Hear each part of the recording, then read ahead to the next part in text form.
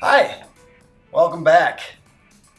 3 videos in one day. This is kind of fun. I'm actually going through on this visual design. I'm looking at it, but I don't believe this company. I feel like I don't know if they do good work, and I really want to get a little bit more information. Um, or I'm just going to go elsewhere because I don't see enough factors that would increase my trust in this business. And I'm just pretending to be a client right now. These people don't have enough information here to make a decision. And I want to show you how you can get people to trust the website more quickly. Some of this requires doing good work, getting good reviews on websites like Google, Facebook, and Yelp. But some of it is other things that you have control over and you can kind of demonstrate trustworthiness. And for this company, let's say this is my client and their social media agency. I'm going to show you some things that you could do to help people trust their website and their business more. So let's get to it. All right, so we've got this pretty nice looking website. I mean, for how quickly we've done it, it's pretty good looking, actually. But something that I would say is missing is trust factors. So let me talk to you a little bit about trust factors, and then I'll show you how to add some. Trust factor is something that is a badge, testimonial, reviews or evidence of reviews. It's the kinds of clients you've had, their logos, it's where you've been published. It's just anything that will help people trust that website. Visual design is first and foremost in that list.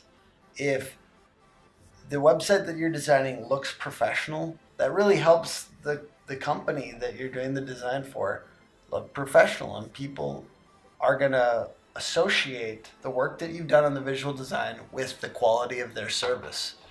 That's the thing. Really, the service that this company would implement for their clients is invisible at the moment.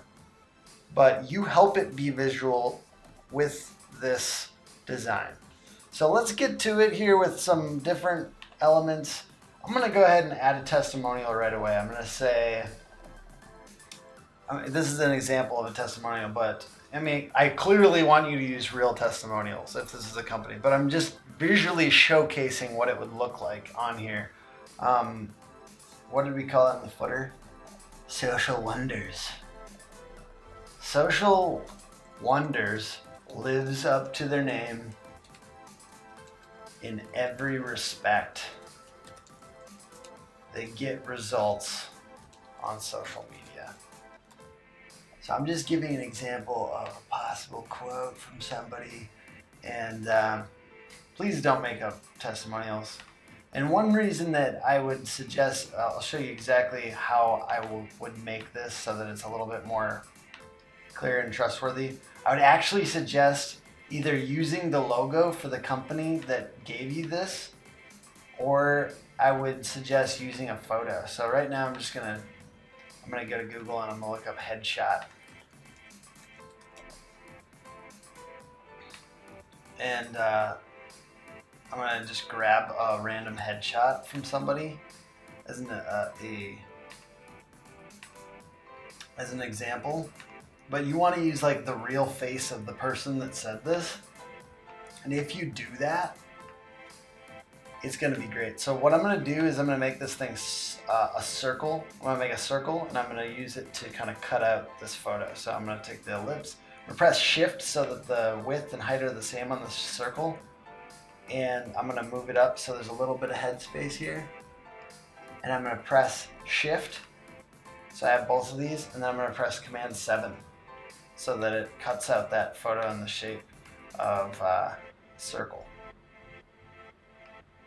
You could also use Pathfinder, intersect tool there.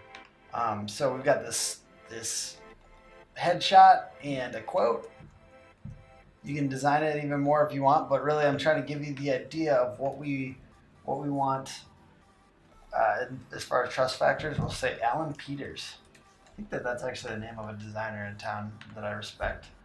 But We'll use that name for now. So maybe we want that centered. You know what I mean? Like this is quickly twice as trustworthy because we have a real, if we had a real photo of a person and an actual quote, like that's a great way to do it. And maybe you need to actually have the client check with their clients, their customers, and see if you can use the headshot and some small testimonials. If they've done good work, this is not going to be that hard. If you're just starting out, try to get these as soon as possible. Maybe you need to do some work for free if this is your company and you're making a website. You need to do some work for free to get a testimonial, to get a headshot, to get a positive experience from people. You need this kind of stuff. Another thing would be, this is very common in e-commerce sites where these people need to make decisions about spending money on the website. They'll actually include the just put a phone number up here. I'm just making this phone number up, so don't call it. I'm actually going to put it right above the contact button, and I'm going to make this header bigger by editing artboards, pulling this up, giving a little bit more space. And so now we have this phone number above the contact button. Call us now. What is this doing? I mean, I don't actually want people to call me all the time, right? I really don't. I don't have time. Maybe I'm busy. I'm doing the actual work here, or they're doing the actual work. You got to explain, if you're doing this for a client, that this isn't necessarily for them, these people to actually call you. We want people to know that you're a real company and that they could call you if they wanted to. And hopefully you have time to get new business. So I'm making a rectangle up top here. I'm going to actually have kind of like a sub top header. And I'm going to press Object, Arrange, Send to Back. And I'm actually going to kind of separate a section out here just for this phone number. And you can put social icons up there and stuff too. But it's kind of like this extra header. The 5-head. You know, they call people with big foreheads a 5-head. Don't ever say that. Don't be a bully. Don't call people a 5-head. But no, for real, this is a great way to kind of give you some extra space here up top and allow people to be able to give you a phone call if they need to. But most of all, it's just to tell people that you exist, you're real, and you have a real phone number. And if they wanted to, they could. So that's the point. I wanted you to get that. The point is that it's a trust factor. It makes you much more real if somebody could call you if they wanted to. I don't love this visual design here, but I really want you guys to get the point. The point is that having a phone number present on the header at all times is one way to give a lot of trust to people. Another thing that I would say is very common as far as the trust factor would be an SSL certificate or visual representation of an SSL certificate. So let's go back to Google search here. These are not going to be copyrighted. SSL certificate badge. And obviously you have to have a SSL certificate installed on the website to use this. But if you did, let's say you actually did have a SSL certificate installed. Oh, let's look at this. These are examples of these trust factors that I'm talking about. So Better Business Bureau is another. It's kind of a badge that a lot of people use. Trust E certified, that's another one. Norton Secured, that's another one. McAfee Secured, that's another one. These are ways to give people a little bit more certainty on your website. You really have to actually buy the security. You have to actually buy the thing to get it. So for, let's say, a e-commerce site, the SSL certificate, the McAfee Secured, those are going to be a little bit more, those are going to give people more certainty when they're buying on your site. If you're a service-based business, maybe you just need that Better Business Bureau. And beyond Better Business Bureau, let's grab that actually, because this is a service-based company. So instead of the SSL certificate, I'm going to grab this. and show you how we might incorporate that in. So I want to include that, but I don't want it to be crazy or anything, so I'm going to put it down here in the footer, or maybe even center it. Truth is, I'd actually cut this out, probably. Probably cut it out and put it amongst a couple other things down here. I would do that in Photoshop normally. Or I'd find a PNG with the background cut out. So let's go PNG. Let's see. So in this case, I'm gonna grab this, I'm gonna pull it out, I'm gonna put it here. You obviously need to be an actual BBB accredited. I actually nudge my clients in the direction of getting these things when I'm working with them. I am a marketing consultant, and I encourage you to think of yourself the same way. As a marketing consultant, not just a designer, because in that way you'll be able to command a lot more. You'll be able to ask for a little bit more money when you're doing this. So I might include 2 badges down here. Maybe it's the BBB, maybe it's the SSL. It might be a good thing for you. So let's say SSL PNG. I don't want it to be, there we go. There's one without the background. And then I can set it over the top here. So once again, it depends on your site what makes sense. But these 2 badges are a little bit more common. So I just wanted to give some kind of common examples of, do I think that these look glorious? No, and I think that if I was actually doing this for a client, I'd spend a little time and maybe even create my own SSL certificate that looked branded to this client. I don't have time to do that. Maybe what I'll do for the time being is take this, I'm actually going to use the eyedropper to make this thing the same style as that black and white overlay. I'm gonna get rid of that green because we don't have green anywhere else on this thing. So I guess if I was doing that the slow way for people that didn't see the last video, I would go to Window, Transparency. I would make a square over the top of it that was white, and I'd use Transparency, and I'd go to Transparency, Saturation, and I'd make 100% on saturation, and then that will get rid of the color there. So you see we've got the BBB, or the Better Business Bureau, we've got the SSL certificate. Couple other things to think about. Don't use cheesy stock photos. That makes your company look unprofessional. I did use stock photos here, but they're not cheesy.